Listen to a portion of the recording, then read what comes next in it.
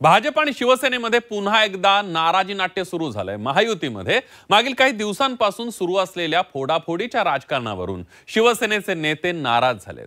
ऐन निवडणुकीच्या हंगामात भाजपने शिंदेंच्या नेत्यांना फोडल्यामुळे शिंदेंच्या मंत्र्यांनी मंत्रिमंडळाच्या बैठकीवरच बहिष्कार टाकलाय। एवढंच नव्हे तर मुख्यमंत्री देवेंद्र फडणवीसांकडे त्यांनी तक्रार देखील केली आहे। बघूया। ऐन निवडणुकीच्या धामधुमीत नेत्यांच्या पळवापळवीवरून महायुतीमध्ये मोठा राजकीय भूकंप झालाय। महायुतीमधल्या भाजप, शिवसेना आणि राष्ट्रवादीनं आपल्याच मित्रपक्षांना भगदाड पाडायला सुरुवात केली। भाजपने एकनाथ शिंदेंच्या शिवसेनेला राज्यात अनेक ठिकाणी मोठे धक्के द्यायला सुरुवात केली आहे। त्यामुळे शिवसेनेनं भाजपवर नाराजी व्यक्त केली आहे। त्यामुळे शिवसेनेच्या मंत्र्यांनी नाराजी व्यक्त करत मंत्रिमंडळाच्या बैठकीवर बहिष्कार टाकला। संजय शिरसाट, दादा भुसे, प्रताप सरनाईक, गुलाबराव पाटील, प्रकाश आबिटकर यांनी मंत्रालयात जाऊनही शिवसेनेच्या या मंत्र्यांनी मंत्रिमंडळ बैठकीला जाणं टाळलं। नगर परिषद आणि नगरपंचायतीसाठी येत्या काही दिवसात मतदान होणार आहे। तसंच या निवडणुकीनंतर लगेचच जिल्हा परिषद आणि पालिका निवडणुकीचा धुळा उडणार आहे। त्यामुळे भाजपमध्ये जोरदार इनकमिंग सुरू आहे। मात्र शिवसेनेतून भाजपमध्ये होणाऱ्या इनकमिंग वरून सेनेच्या नेत्यांनी नाराजी मुख्यमंत्र्यांकडे व्यक्त केली आहे। दरम्यान यानंतर मुख्यमंत्र्यांनी शिंदेच्याच मंत्र्यांना सुनावल्याची माहिती आहे। उल्हासनगरमधून तुम्हीच मित्रपक्षातील नेते फोडण्यास सुरुवात केली। मुख्यमंत्री फडणवीसांनी शिवसेना नेत्यांना सुनावला। तुम्ही केलं तर चालेल, भाजप केलं तर चालणार नाही। शिवसेना नेत्यांच्या तक्रारीनंतर फडणवीसांनी स्पष्टीकरण दिलं। इथून पुढे एकमेकांना प्रवेश देऊ नका, यापुढे दोन्ही पक्षांनी पथ्य पाळावं। दोन्ही पक्षातील नेत्यांना फडणवीस यांनी सूचना दिल्या।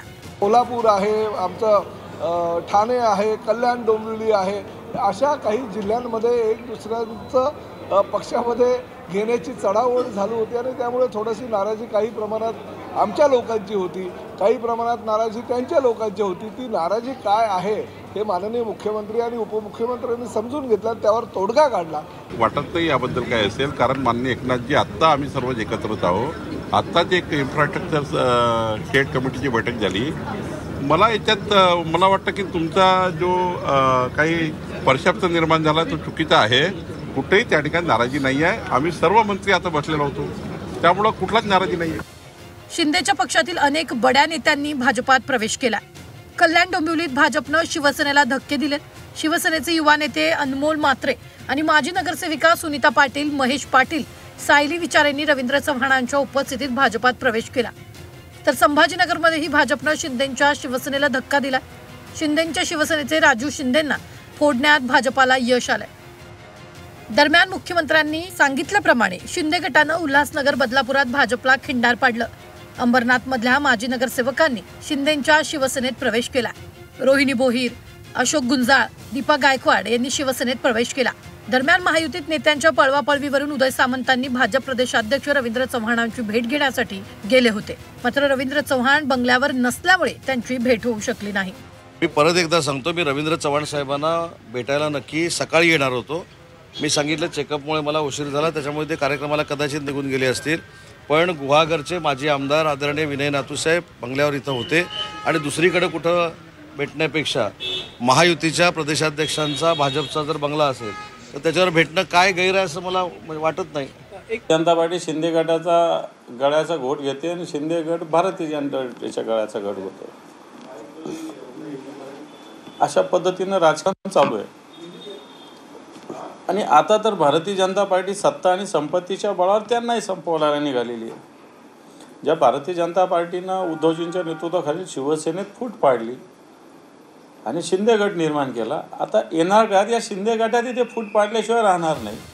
सांगोला नगरपालिका निवडणुकीवरून शहाजी बापू पाटलांनी तर भाजपवर गंभीर आरोप केला। त्यांनी केलेल्या विधानाची चांगलीच चर्चा सुरू आहे। एका अबलेवर केलेल्या बलात्कारासारखं भाजप वागत असल्याची टीका शहाजी बापूंनी केली होती। हिडीस किळसवानं दहशतवाद एखाद्या अबलेवर केलेला बलात्कार असावा अशा पद्धतीचं भारतीय जनता पक्षाचं वागणं या ठिकाणी मला दिसून आलेलं आहे। ही राजनीती एक प्रतीक आहे सांगोला।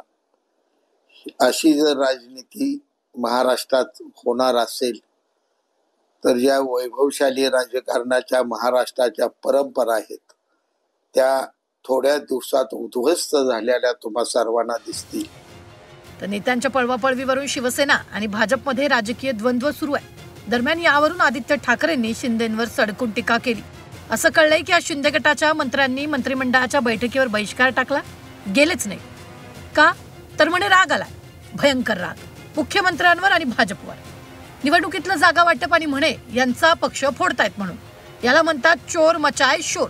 पण यांच्या स्वार्थापोटी राज्य मंत्रिमंडळाच्या बैठकीवर बहिष्कार टाकणं म्हणजे महाराष्ट्राचा आणि इथल्या जनतेचा अपमान आहे.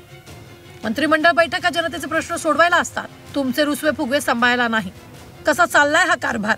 महाराष्ट्रासाठी हे सगळं चिंताजनक आहे. आज परत कुणीतरी गावी जाणार. आदित्य ठाकरे, आमदार, शिवसेना, उद्धव बाळासाहेब ठाकरे पक्ष. स्थानिक स्वराज्य संस्थांच्या निवडणुकीत वर्चस्व प्रस्थापित करण्यासाठी प्रत्येक पक्ष तयारीला लागलाय. महायुतीमध्ये तर मित्रपक्षच एकमेकांचे नेते फोडतायत. त्यामुळे शिंदेंच्या शिवसेनेनं भाजपच्या ऑपरेशन लोटसवर नाराजी व्यक्त करत थेट मुख्यमंत्र्यांकडेच तक्रार केली आहे. त्यामुळे आगामी काळात महायुतीमध्ये फोडाफोडीचं राजकारण थांबणार का हे पाहणं महत्त्वाचं ठरणार आहे. ब्युरो रिपोर्ट, झी 24 तास.